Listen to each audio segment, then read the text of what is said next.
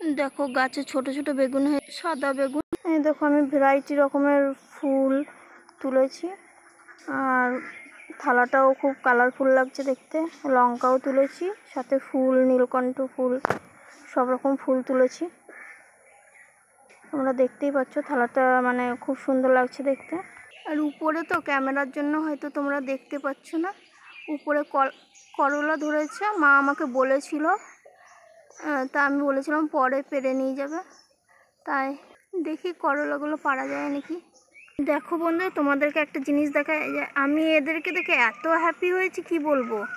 সে মাকে নিয়ে খাদের জলের থেকে শালুক গাছ তুলে আনা করিয়েছিলাম, লাগিয়েছিলাম, সেই গাছ থেকে এখন দেখো চারা বেরিয়েছে। আমি এত হ্যাপি হয়েছি কি বলবো। এখন যখন হবে, যদি হয় তখন তোমাদেরকে অবশ্যই দেখাবো। এত সুন্দর লাগছে দেখতে কি বলবো, ছোট ছোট হয়েছে। মানে খুব খুব খুব হ্যাপি ফিল হচ্ছে নিজেকে নিজে, যেমন শখের গাছটা হয়েছে। এই গাছ আনার জন্য অনেক কষ্ট করতে হয়েছে। আমি চাইছিলাম যে আমার বাগানে যেন হয় গাছটা, তাই এত খুশি হচ্ছি মানে কি বলবো। পিঙ্ক শালুক। এই দেখো করলা দুটো কত বড় হয়েছে, দুটোই করলা, আর দেখতেও সুন্দর লাগছে।